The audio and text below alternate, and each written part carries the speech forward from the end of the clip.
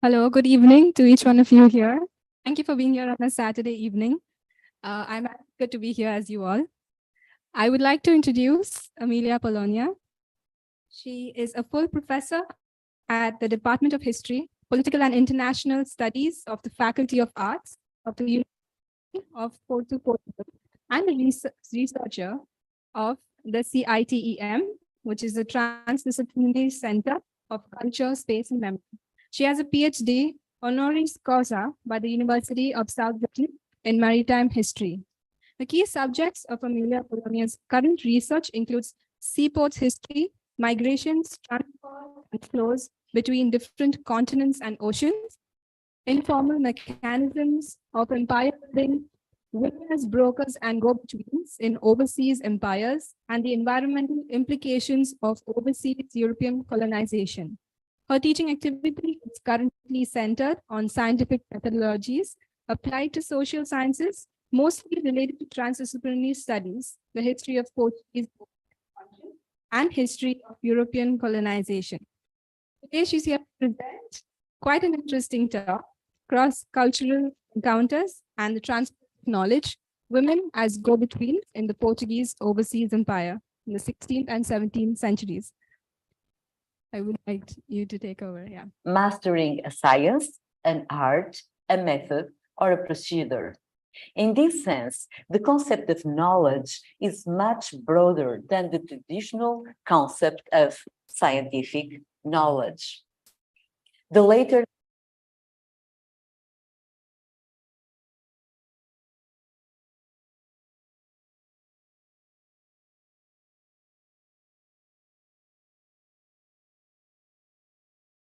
a scientific method. This kind of knowledge is presented as being expressed through an objective, which allows its transmission within a universal setup. This rationale implies a linear and unidirectional way when considering discussed in publication. Not this kind of knowledge I will be talking. Westernizing the concept of knowledge, putting it related with the scientific 17th century. So the concept of knowledge of this paper much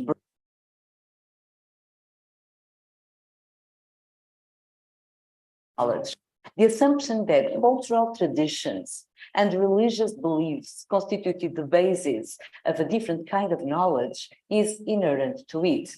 It relies on the sort of knowledge shared and transmitted within a specific social and cultural environment, received by the ancestors or accumulated by experience.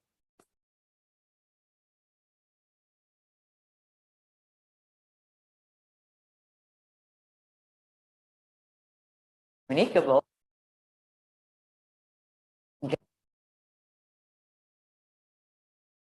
action.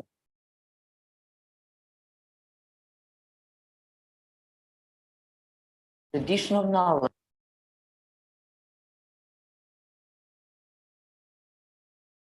And cultural express ever to be understood in a different global and intercultural setup when different worlds intermingle. That is what happened in the first global level in 1500 and 1800, compelled by colonial. Intercultural inevitable outcome of such a wide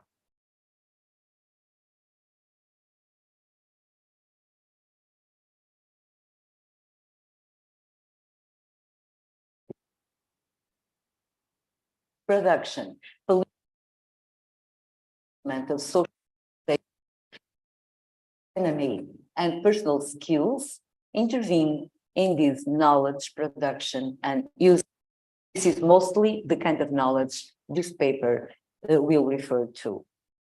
The analysis of our topic could be carried out under the prism of colonial history, the history of science, the cultural history of knowledge, or under the focus of a gender history. This lecture combines some of these dimensions, trusting in a fruitful result. You will tell me at the end.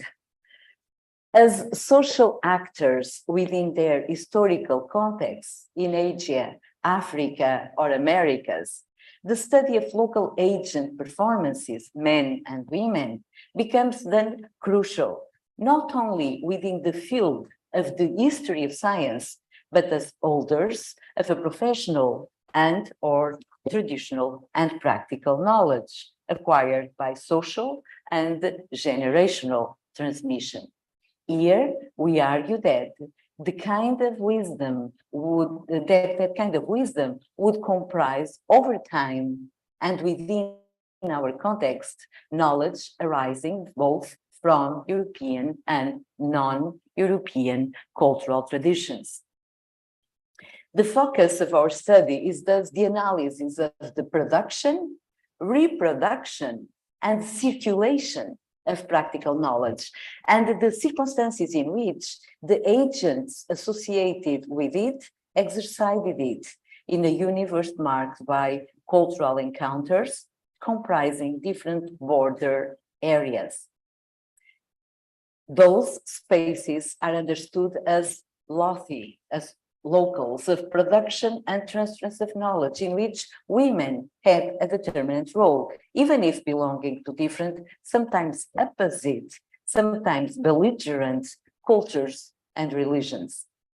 In the context in which they came into contact, different forms of knowledge interacted and different epistemes, including European, the Asian, the African, and the American, intermingled, collided, or complemented one another.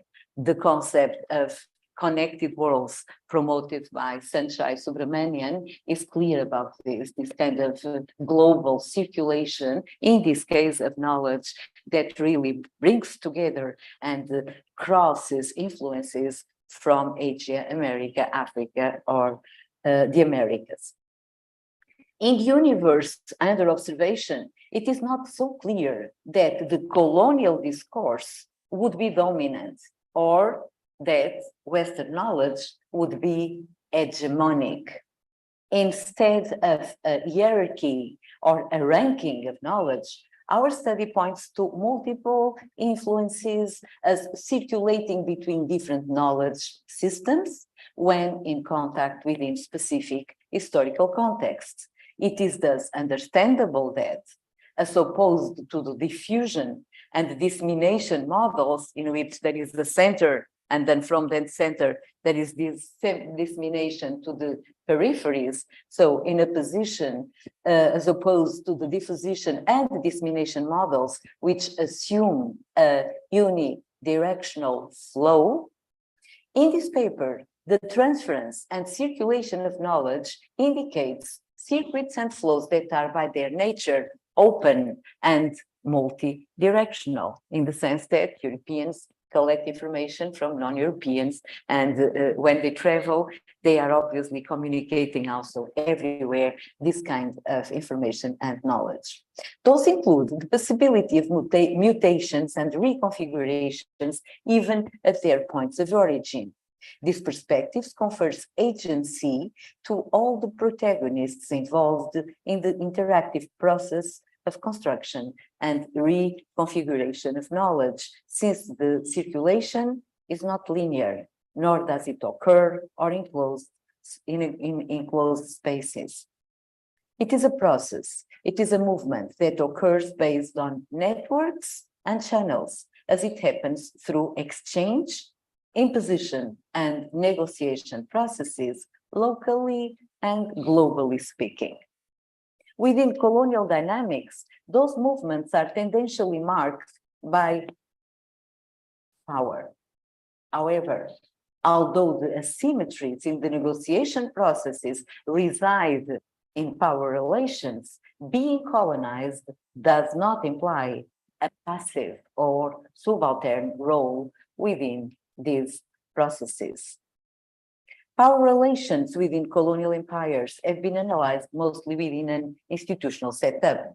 Changing the focus to the people, to the commoners, the individual agents involved in the processes, enable us to provide new insights into the phenomena, together with a new emphasis on the locus of knowledge production. The perception of the metropolis as a center and the colonial spaces as peripheries, understood as a single category, loses accuracy when replaced by the much more enriching concept of border zones or zones of contacts, okay? Both in Asia, Africa, the Americas, or Europe. So this lecture will only focus on stages of knowledge building and transmission in colonial spaces, because obviously there is the other dimension that is not dealt with.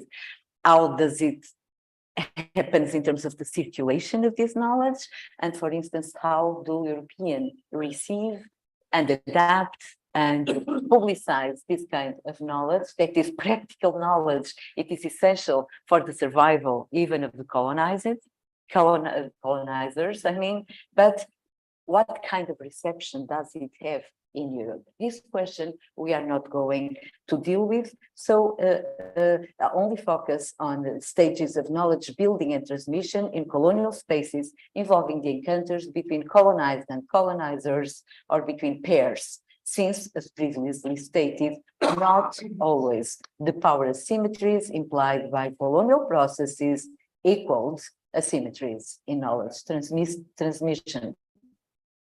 The role of the Brahmins in Goa, for instance, and the acknowledgement of their unavoidable contributions to knowledge building within the capital of the Portuguese state of India, Goa, is but an example.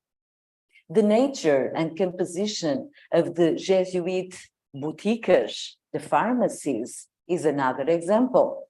And then those boutiques, the knowledge and the products would circulate also with the Jesuits and their missions to Brazil, to Europe, and within Asia. So the content of the second part of this paper, selectively focused on women as medical practitioners, will be, as we expect, yet another example of this kind of knowledge transmission. These encounters implied that different cultural forms, societies, spaces, usually understood as local or traditional, were reconstructed and transformed by the contact with new kinds of knowledge, new epistemes brought by the elites or by the commoners, whether locals or foreigners. Those processes sometimes created opposition between colonizers and colonized, between European and Asian, modern and traditional, sometimes contributed to the fabric of a syncretic knowledge and the transference of practices derived from the pure functioning of mechanisms of cooperation, taking into account the observable existence of racial differences. Nonetheless, and according to the state-of-the-art contributions, the analysis of any kind of science cannot be understood properly out of a global context. A global history of science is thus called for, which would, however, have to integrate the local and the regional as a focus. Again, Peter Gallison's trading zones and Marie-Louise Pratt's contact zones concepts, they emerge as useful concepts to approach our topics. This is a very classic, but always illustrative image of the presence of women in the state of India. I'm sorry I didn't translate the title of this slide. So within this historiographical context and in this theoretical setup, the need for more studies on the role of women as medical practitioners and holders of medical knowledge is justified and asked for added attention. This is the main aim of this lecture then. The universe under scrutiny is the Portuguese colonial world, with particular emphasis on the state of India. In that vast world, unified by a web of maritime connections and characterized by diverse models of settlements, the heterogeneity of the roles, the profiles, and the performance of women vary in a large scale, determined both by the strategy of the Portuguese settlers and by women's status on the economies, societies, and cultures of contact. For our purpose, we will focus on the roles of women as intermediaries in the medical marketplaces, no matter the side on which they were positioned, no matter if they were Portuguese or local women. Women were necessarily agents of cultural transferences between worlds, firstly as partners and spouses. It was inevitable they would transmit language, practices of hygiene, diets and food preparation routines, ethical behavior and values, house building and aesthetical sense. As mothers of the children of Portuguese settlers acting in their own local cultural setup, they performed as educators, developing a capacity to transfer crossed codes of conduct and values to the new generations. No wonder they appear frequently in the Portuguese official sources as translators, as elements of communication between different worlds, mastering diverse languages and different cultural codes. Since European expansion and dominion depended on the knowledge of climate, geography, production and consumption markets, maritime circuits, languages, cultures, trade products, trade hubs concerning worlds that were new to European, information was the most valuable asset. Women were part of that chain of information transmission and crucial elements of networks in which acquaintance and kinship were consolidated patterns of cooperation. Those fluxes of information flow were not, however, unilateral, and the same women and men could be equally valuable to their native societies, communities, and families. On the other side of the mirror, it means that women might as well be important elements of resistance to the colonial presence and the colonial strategies.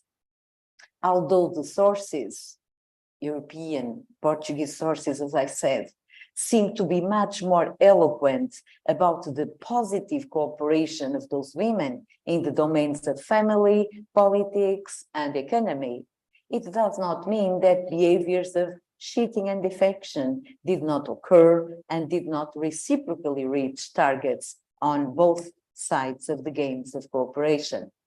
It is equally clear that a great deal of this cooperation was imposed on women, both Portuguese and autochthone, because they were crucial elements in the dynamics of European colonization.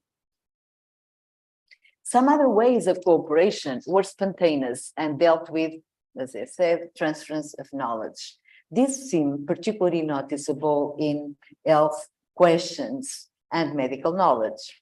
If some diseases were new to the Europeans, as for instance malaria, they would not know how to deal with it and depended on local knowledge and therapeutics. Simultaneously, local herbs and medical treatments turned out to be very useful and began to enrich the missionaries, in particular the Jesuits' boutiques, their pharmacies. On the other hand, European medicine could be perceived and was used as an alternate way of cure. It was even employed as a way of conversion, as a research to provide successful means to call for and to integrate local populations under Catholic rule And here I'm referring, I'm not going to explain in detail, but what happened in the Kingdom of Congo, in Africa, west coast of Africa, in which there are letters in which the missionaries, even before the Jesuits, were asking the king, please send us physicists, please send us pharmacists. Why? Because they wanted to take away the populations from the influence of the ones that used to cure them. And according to the religious and the Portuguese, they were superstitious persons. So they were using the European medicine in order to a way of acculturation and a way to cut the bonds between the communities and their spiritual leaders also that presented their own ways of cure. So I have here a long quotation about that. I have to pass by, but it is clear that the importation of this knowledge, European knowledge, namely medical knowledge, was clearly a way of colonizing and a way of acculturation and the cutting the connections of the communities with their beliefs and spiritual rulers. So this said, underlining a main argument of our reasoning, let us focus on the other side of the mirror and see how the efficiency of local ways of cure provided by infidels is perceived by a priest in the East. Father João dos Santos, a Dominican, after forbidding the presence of any Portuguese, men or women, by the time of the festivities performed among Muslims motivated by the act of circumcision, and condemning the sociability among Christian and Muslim women, after that, visiting each other on Sundays and borrowing clothes and jewelries, surrenders to the virtuosities of cures performed by one Muslim woman. I think it was not clear. I'm going to clarify.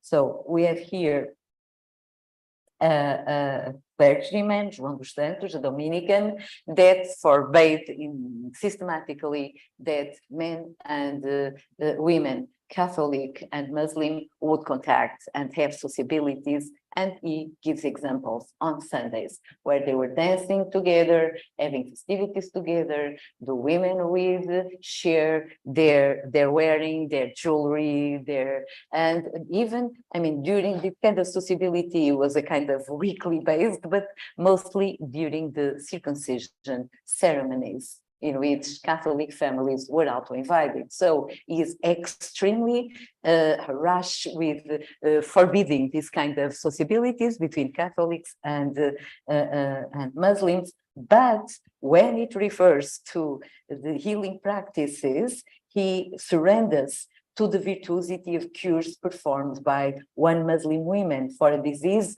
identified by him as the hair. We don't know what it is about, that afflicted without solution the said priest. So Father Manuel dos Santos explains, the first Moor whom I avoided this solemn circumcision was a nobleman. Oh, sorry, this is not the, here it is.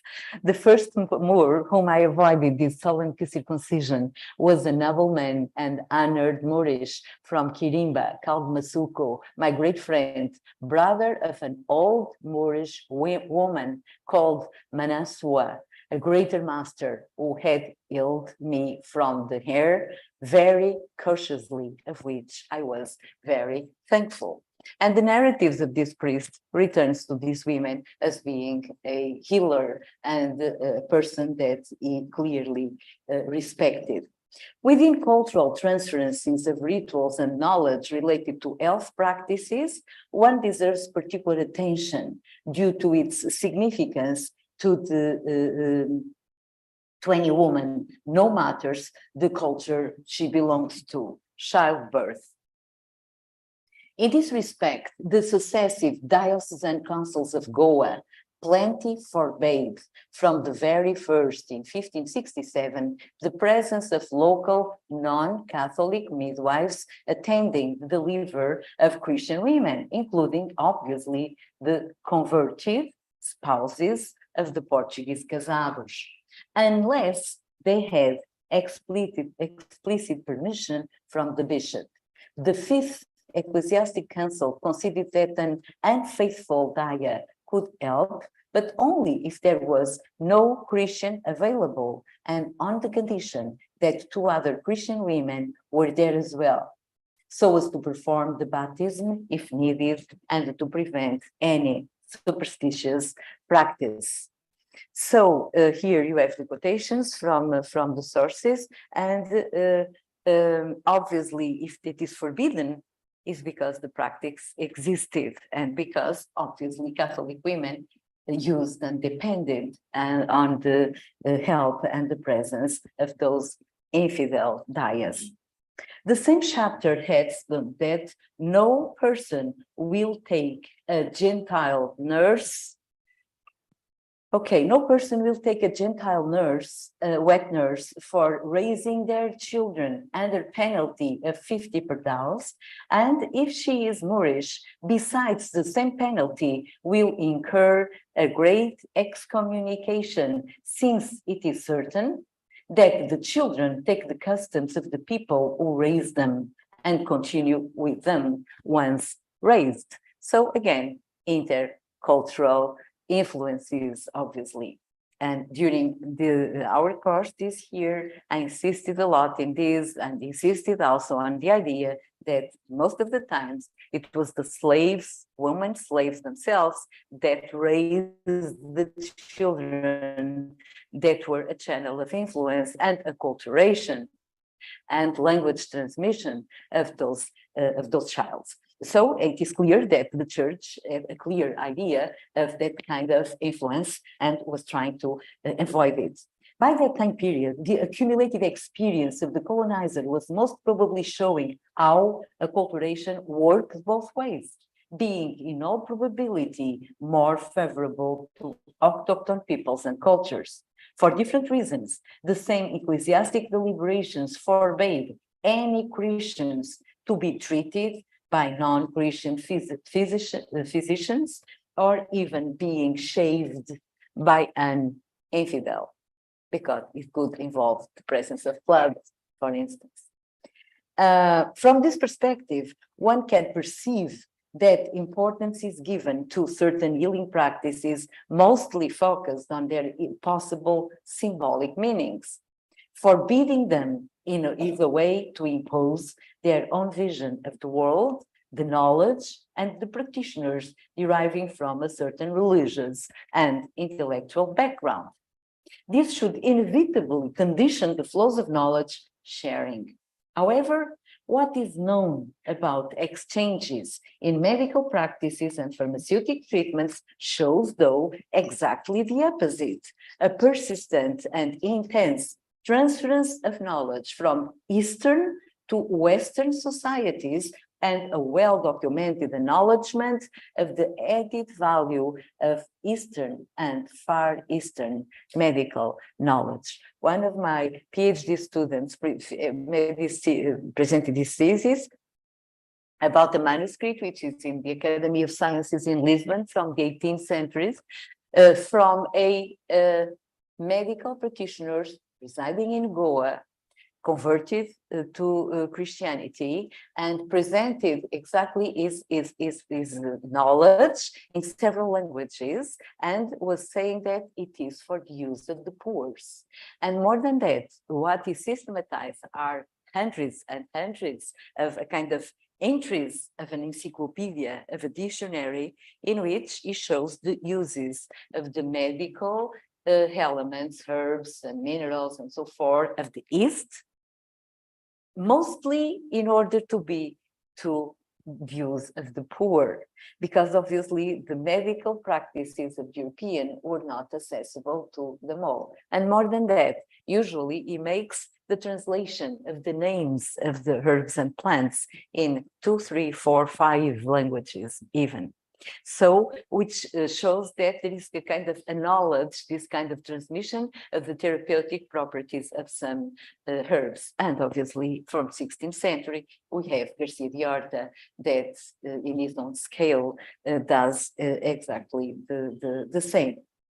So, but the question remains, to what extent were there effective exchanges of practices, techniques, and knowledge around childbirth among Portuguese and local wives? Mobility between Eastern and Far Eastern territories is also suggested when focused on the activities of midwives. At the same time, Garcia de Horta, it's not yet this. At the same time, Garcia de Horta mentions Javanese midwives operating in India, so coming from Java, while other sources identify Portuguese women carrying out the same occupation as midwives in Goa. In Portugal, as in Europe, childbirth prevailed as the main marketplace, women acting in a medical role, because of the requirement of an intimate contact with other women's bodies. Furthermore, the reproductive organs are also the sexual organs, and any physical contact is conditioned by a heteronormative cultural context. It is thus understandable that women would dominate empirical practices around the birth associated with the need for and the prestige of a still predominantly practical and generational knowledge surrounding childbirth. In Europe, from the 17th to the 19th century, an attempt of epistemic hegemony of medical academia took place, also in the area of obstetric knowledge. But until then, and even during this time, knowledge about childbirth was encompassed within a knowledge or a wisdom possessed by certain, usually female experts. As to where they would gather that kind of knowledge, in Europe or in colonial contexts, in the context under analysis, some answers can be provided. In the East, and only as an example, Gaspar Correia, the Portuguese Chronicle, as you know, mentions a woman, Ana Fernandes, performing as a healer of the wounded in the First Due Siege in 1538. She's presented as gifted to heal with a technique using egg white. She was married to a bachelor in medicine. So we would suggest they acquired their knowledge by the fathers or by the husband, which is a traditional understanding of it. But what we know about knowledge transmission in Portugal, however, presents further complex ways of medical knowledge transmission among women further than marriage. Learned tracks are included by the contact with professionals and doctors, together with a generational career from father or mother to daughter, and self-research and learning. All are identifiable as capable of providing women with innovative ways of healing. And let's face it, in Portugal, women would even be subject to an examination by the main surgeon of the kingdom, and would pass them licenses to practice cures. So they are, in fact, dealt with as healers, and they are certified as such. And from the 16th century onwards, the ones that were not certified would eventually have to pay some fees and be condemned by that. So what I mean is that it's not just a kind of a family practice, it is a learning process that is acquired also by the contact of other experts, of learning process. There are other areas to women are increasingly associated with, both in Portugal and the East, and that are those connected with bodily hygiene and the practice of cleaning the colon with a bath of warm water. Women who use that method are called in Portuguese cristaleiras, from the Portuguese word clister, used to identify the method. Their presence is acknowledged in the East. In the sources, one might assume that they are Portuguese women, suggesting that kind of practice has been brought from Portugal to the East. It is in fact totally in keeping with the Galenic procedures and healing philosophy performed mostly by purges and bleeds to extract the bad humors practiced in Europe. We can also find similar practices described on the work of the adventurous Fernão Mendes Pinto, Peregrinação, inspired on experiences lived in the East and the Far East in the middle of the 16th century and put into writing at the end of the century, while the author is already in Portugal. When describing China, he mentions women as cristaleiras, those who administrate incipient bleeds side by side with men who heal sores, vulvas, syphilis, and give suadouros, sweatings.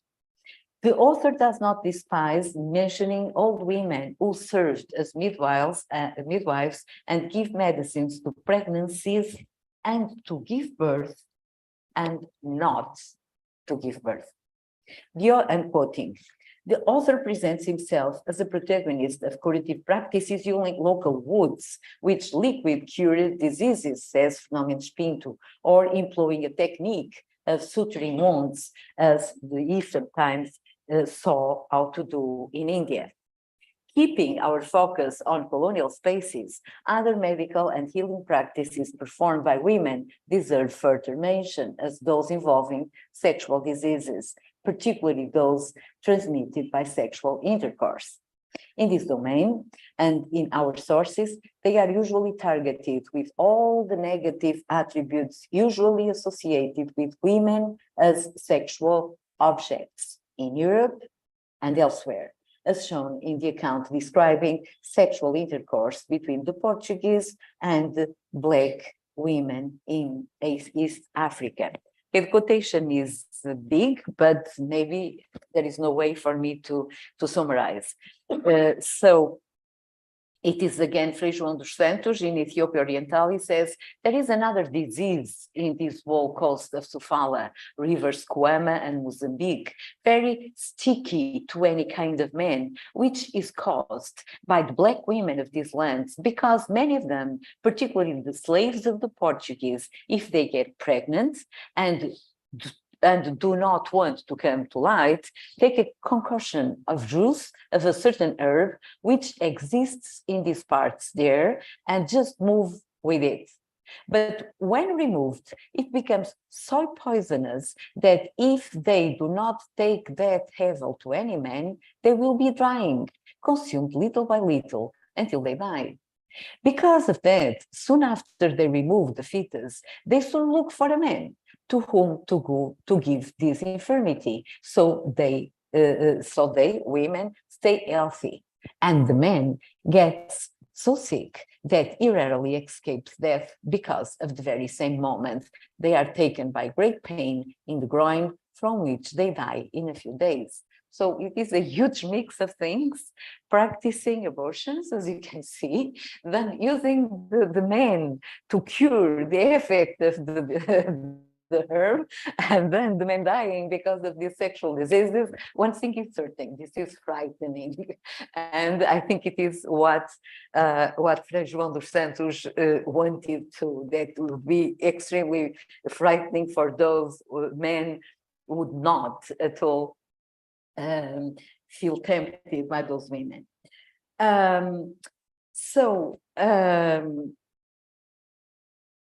The inherent power of these women, even as the slaves, and the degree of dependence of the Portuguese on them in order to guarantee their own survival, is plainly established in this quotation. Africa is, in this domain, an inexhaustible terrain of research, as we find there the thin line between medicine and sorcery, transforming these women into frequent targets of inquisitorial inquiries and convictions. This topic leads us to another challenging field of inquiry, the use of abortive methods, both by local women and Christians, inspired and supported by available local techniques and medicine. Those methods are recognized and noticed by European travelers, as in the case of Pedro Teixeira, which shows the relevance of those topics for outsiders of the narrow field of medical practitioners.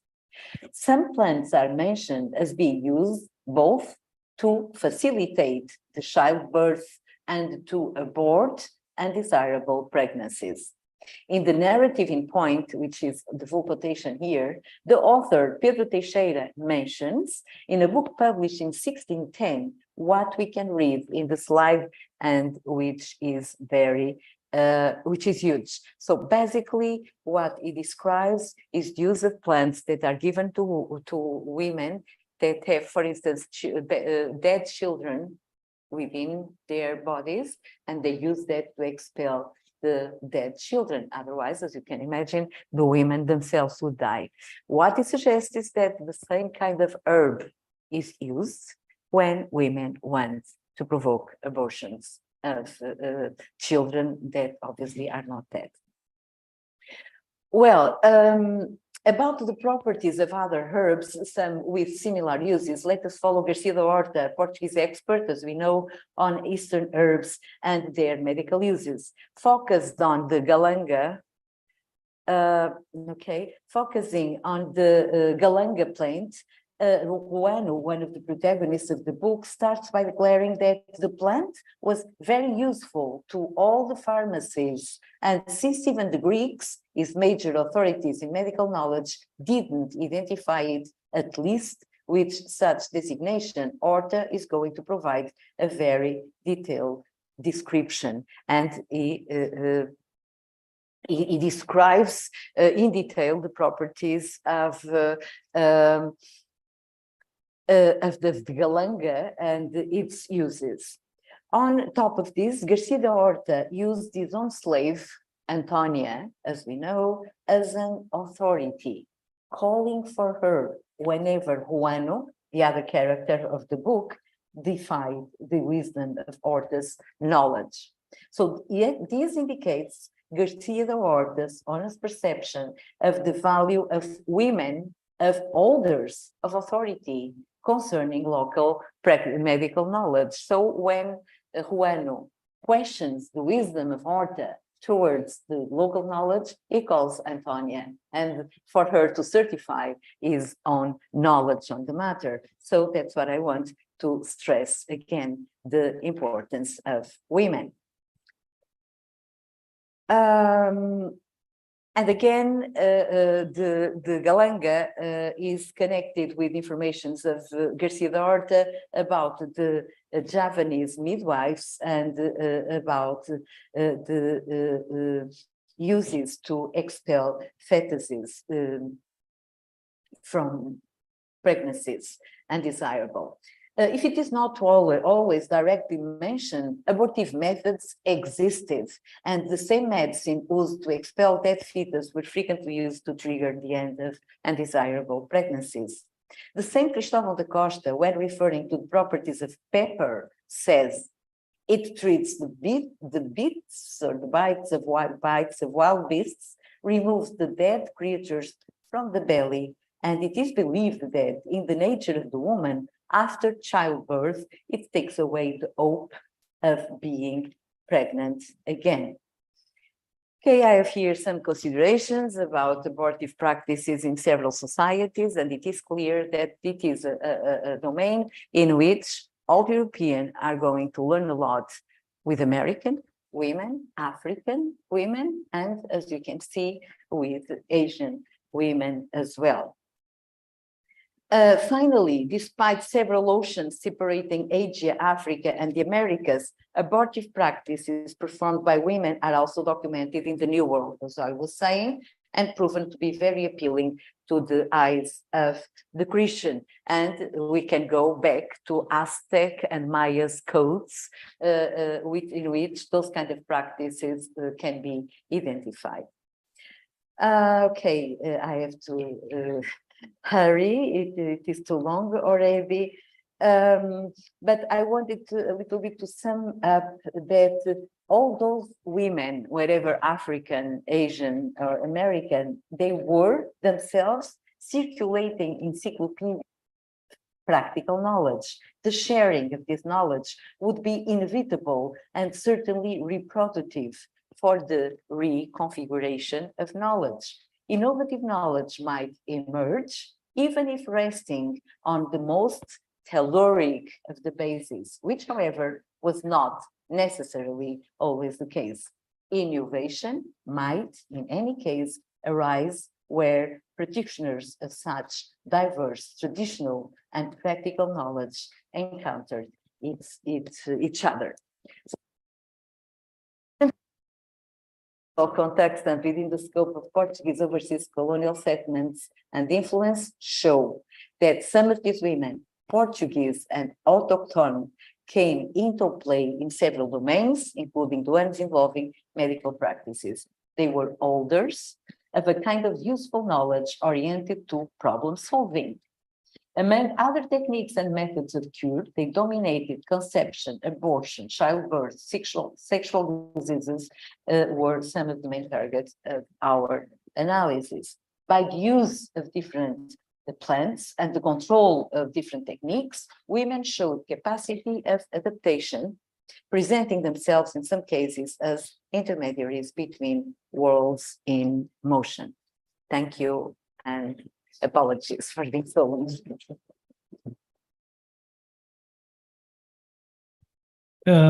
Thank you so much, Professor Amélia Polónia. Well, we could stay here hours and hours talking about women. This is why we have women's studies. Actually, should have another designation, not women's studies. We don't have men's studies. We don't need. But since I said, we actually asked Professor Amélia Polónia just to take 45 minutes. And I would like now that if you have questions, sharp questions, 2-3 questions, then we can continue questions and the dialogue outside with a glass of wine. So now, who wants to start with first question?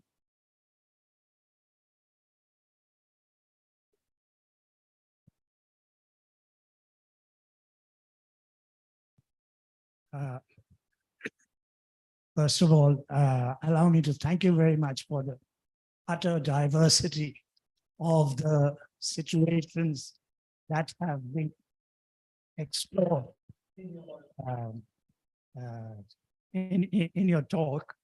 And I read Mary Louise Pratt about 15 years ago, and I had an idea that something of this nature was underpinning Mary Louise Pratt's observations, particularly about those African people with whom the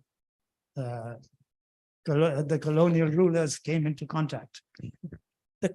So I read it as part of a course that I had to teach on imperial, what's the book called? Imperialize. Imperialize. Yes. Imperialize. And I advised students also to read it, to come to not exactly similar conclusions about women and men in the situational experience, which you have described, but something to the effect that it does make a difference where exactly a particular discovery in a particular form has in fact been made. Now, my question is, so this is to you in deference to the fact that the question has to be small and sharp. If we read a standard textbook of the discovery of science as we know it, between that and the importation of the experience of the colonial situation. And I'm not disputing that there were abortions and there were a variety of situations in which things were discovered. It seems to be, at least in my mind, and my mind is sort of a little dated in this, but there seems to be a mismatch between how we know the sciences, particularly the physical sciences in the European context, and the experiences of the people that you have described. Yes. That this mismatch then, as it were, forces us not to act, not to appreciate what you have given us, but forces us to rethink how the combination of the conceptual in the hard science, what have come to be known in retrospect as the hard sciences, and the cultural world, how exactly that gets formulated. So Thank thank you. It's a very, very challenging question, and it has to do with the way colonial studies have more and more become post-colonial studies, in the sense that the so-called post-colonial studies integrate new actors to understand fully the history, in the assumption that classic theories, they are not necessarily wrong, or we should not fight against them, but they don't explain most of the vivid experiences and situations. And it is why in this field of knowledge and science, let's say the standard knowledge, scientific knowledge, doesn't explain how real situations were solved in a daily basis, and how the dialogue in contact zones were established between men and women and children of so different cultures and societies and so forth. So nowadays, and then we have many issues. And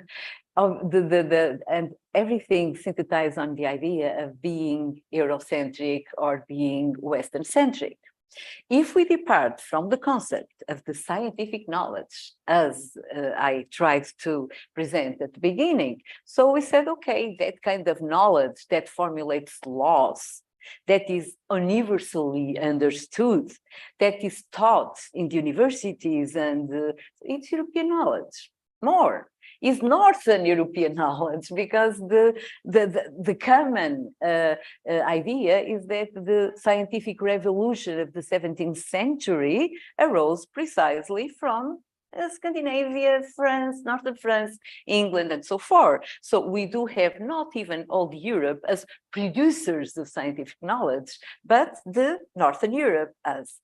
On that, there are lately some books that try to understand the Iberian construction of knowledge as also scientific, in these ways that they, for instance, the boutiques, the pharmacies of the Jesuits, there are obviously a way of systematizing writing and using in Asia, in Brazil, in Africa, a kind of standard way of cure, for instance, and they bring and send it to Rome. So we here have much more a circulation of knowledge that is acquired in many points of the globe, and not necessarily by physicists or mathematicians or astronomists or so. At the same time, we have, for instance, two historians of science, Livingstone and Kapil Raj. Kapil Raj is now retired, is from Indian origin, and he taught in France in l'École des hautes études en sciences sociales. Okay, and I learned a lot with him because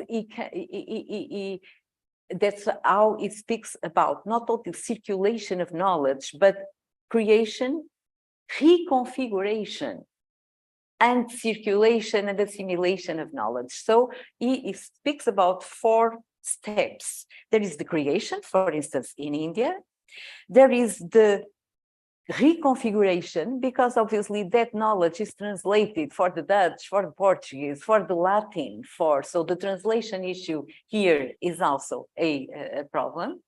And then there is the dissemination of that knowledge. And so we have not pure knowledge that is produced and consumed, but you have several phases of building knowledge and transmitting knowledge. And this is not universal as we intend by the scientific knowledge. So in the history of science, in the last 2 decades, the concept itself of scientific knowledge has been questioned. And for instance, in Porto, in 20 to 23 of November, we are going to have a conference on the International Conference of History of Knowledge, all kinds of knowledge, precisely because, and we began with those conferences on the history of science. And now we call them history of knowledge, because knowledge is much more than science in the sense that, and then if we go along with this concept of knowledge, practical knowledge, common knowledge, knowledge that is not systematized in universities and so forth, it means that we don't have a model of a center and the peripheries. We don't have a dissemination model. We have a circulating model. And that's why we go to the concepts of Marie-Louise Prat, the contact zones, and the importance of the translations, cultural translations, and the adaptations, because even some remedies, even some boutiques, they are used in India for some purposes, and then people are going to see that maybe in Europe they can be used for other purposes. So you have process of creation of new knowledge by the reconfiguration of this knowledge. So this is really, for me, a fascinating trend. And I have to reread also all this kind of literature on the history of knowledge. And nowadays, we almost don't speak academically because it's not politically correct. And we are always persecuted by this idea that should or not should be done. Of history of science is much more the history of knowledge. And it is also that in Germany, in France, in the United Kingdom, those are those fashionable ways, but they are very useful because at least they open new windows for us to think about it. What I say is that it doesn't mean that you have to deny what has been studied by erudites and traditional historians that were very important and very useful. It means that we can add different perspectives to those. Thank you.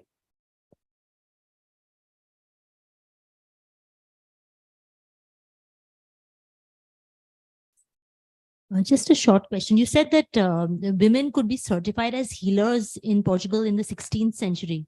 So 2 things. One is that this certification just for these areas that you spoke about, abortion, conception, and so on? And the second one is, was there anything like that in the colonies in Goa, certification of women as healers? Again, very important question. Well, in Portugal, they were, for instance, they were not called medical doctors. They were called healers. And then, for those who have Portuguese, they were called curadoras, women that heal.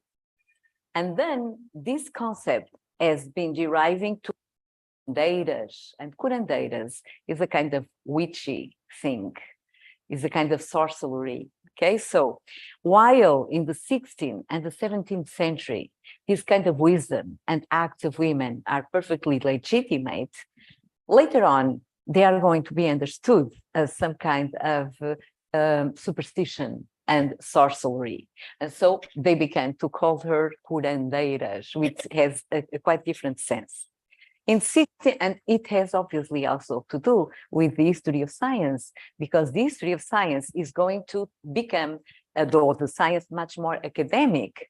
And in order to reinforce the prestige and the strength of the academia, the universities, obviously there was a ranking in the other knowledges, and they wanted, the elites want to exclude this kind of knowledge, so those women tend to be excluded from this kind of legitimation. Answering your question, they can do all kinds of cures. However, there are some, for instance, making bleeds, sangrias, they have to be with a medical doctor in the proximity. But what they are, and they are called surgeons. surgeons that cure wounds. They treat sexual diseases, syphilis, for instance. They deal broken bones, for instance. So they are much more closer to the surgeons, and even they are examined as surgeons rather than as medical doctors. So there are really areas in which they don't enter, but they are much more close to the body.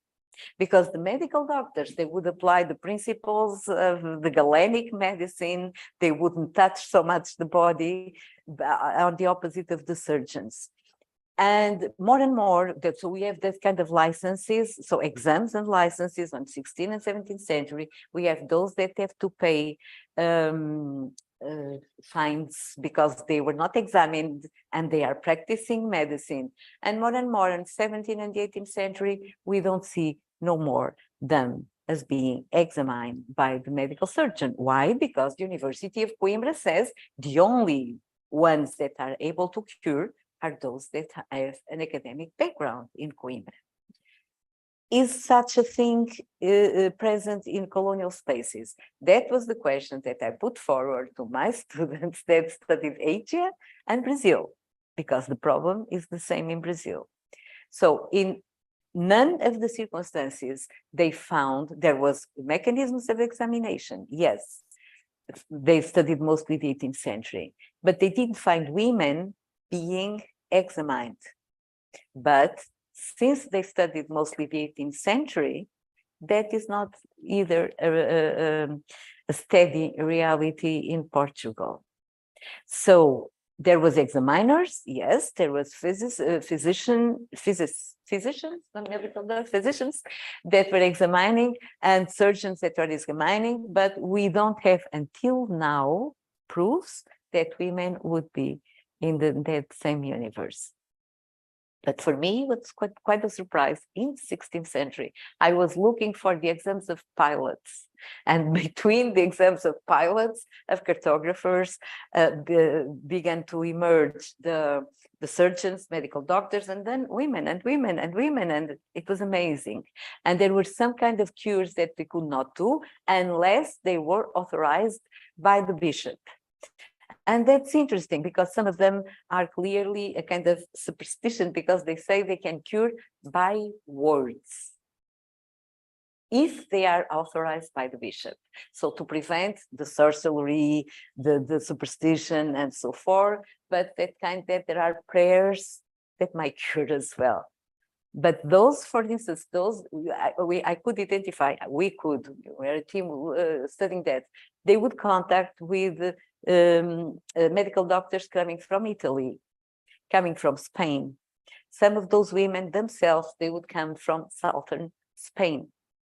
So we were wondering also if there was any kind of Islamic influence on that, because we always know that until late in the 15th and 16th century, the Islamic tradition and knowledge was very, very strong in Iberia, and namely in the southern Spain.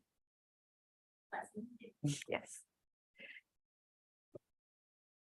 Last question. There are two, I guess. Thank you so much, ma'am. It was a lovely session. Well, my question to you is, as you've spoke of transfer of knowledge of women from different background, I'm more interested about transfer of knowledge among religious women. And how would that be? On Religious women. Okay, religious women. Yeah, there is a colleague of mine that studies that in Portugal. That's an area which I've not studied in overseas settlements, but some of my students did from the BA, because we do have a seminar in BA. And so there began to be created not only monasteries, but residences for women in which they were educated. Okay? There, most frequently, there were nuns that were educating women that were not necessarily religious women. So we do have some examples all over Europe. They were nuns and they were erudite. They write poetry, they write novels, they are educated women in the sense of that kind of elite women that are educated women. In the colonies, we know also that the mission of education of those kind of houses, what we don't know is, besides the things to be a good wife, if there is any kind of other transmission of knowledge that would be similar to this one. Because as I said, most of this knowledge, it is problem solving. Yes, there are people that are in their daily days to survive, to help people, to have their own earnings. They do things and they learn this knowledge. But religious spaces were traditionally spaces of transference of knowledge, no doubts. No doubts. Even if what we know is more about a kind of elite knowledge, but also, for instance, the things connected with food. Of pastry, how to make sweets, how to use the sugar, this is knowledge. Gastronomy is knowledge. So it is obvious that that kind of knowledge, yes, they had. This kind of knowledge of taking care of their own bodies, yes, they certainly had, because by norm, they should not expose their bodies to others, less yet to men.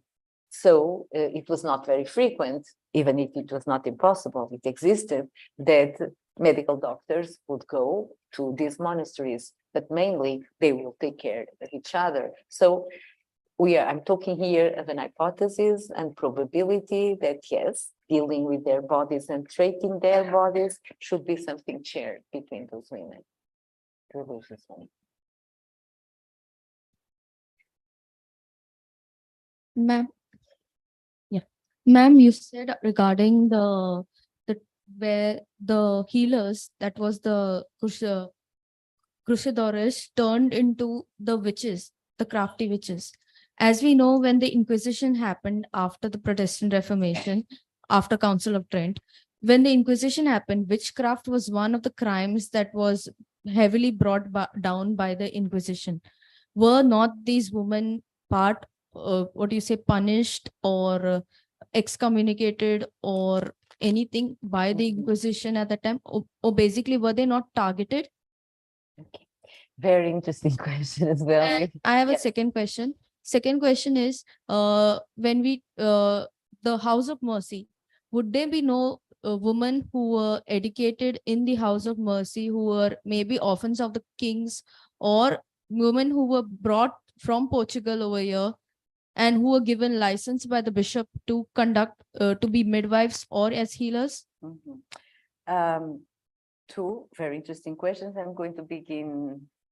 So first with the Inquisition and the curandeiras. I still have to put this. I'm going to begin with the House of Mercies, because it complements the answer that I should have provided. For instance, the House of Mercies, they had hospitals, and most of the persons that were taking care of the people, sick people, were women.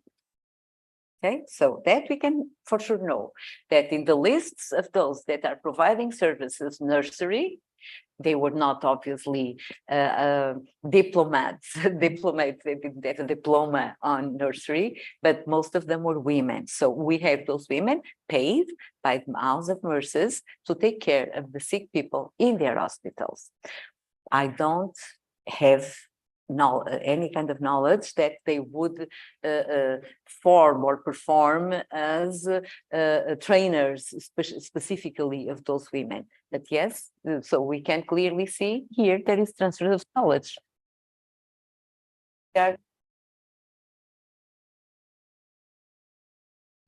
About the curandeiras and the Inquisition, two things. When I say that in the sources, first, they are identified as curadoras, healers, and then they are identified as curandeiras, a kind of witches. It means that what changes is the external perspective on those women. They didn't change their practices. It is the society and it is the prejudice that begins to say that the knowledge they have, it is superstition. It's not real knowledge, so they should not practice that. So there was no change in their knowledge, in their wisdom, in the effects, good effects, because when there are Inquisition procedures, as you say, those that have been cured by them, they testify in favor of those women, saying that I have been cured by her. She has done very good with me, and it is not sorcery because she used knowledge and this, and this. Okay, so yes, they began not not in the 16th century, but the cases that we begin to identify of that kind of persecution of the curandeiras is more late 17th and 18th century. And as for your statement that the Inquisition, one of the areas she would interfere was the accusations of sorcery. Yes, it is true, ma non troppo, as we would say, but not too much. There is this PhD thesis, a book for Pedro Paiva, an expert in the Inquisition, a professor in Coimbra, and his book is called Inquisition Without Persecution to the Sorcerers. Why? Because it was not the main aim of the Portuguese Inquisition. There were other priorities, clearly, of the Portuguese Inquisition, namely persecuting the new Christians and their heterodox practices. So until the end of the 16th century, we have accusations in the book of the promoter, Livro do Promotor, but then we don't have proceedings. So we don't have really process of persecution. Then it appeared, some of them, but they are not too many, and they are not really, they are not going to the fire, which was absolutely exceptional, and they have small kind of punishments. They go to be indoctrinated by here and there, or simply they are not really accused. So in that sense, that kind of persecution to sorcery was much stronger within the Calvinists, the Protestant world and the Calvinist world in the Northern Europe. Those in close communities, those women accused of being witches, they really would go to the fire and would death by fire. It was much stronger than the Portuguese Inquisition, that it seems that it was not a real priority. That is why Pedro Paiva calls it Inquisition without chasing the sorcerers.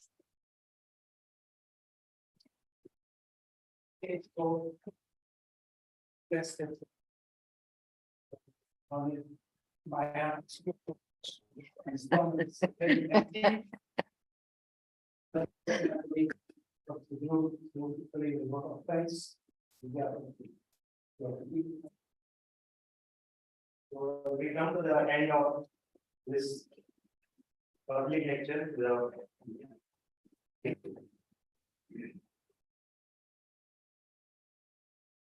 So as we come to the end of this public lecture, which formed a part of the course which was held over this past week, over a period of 5 days continuous.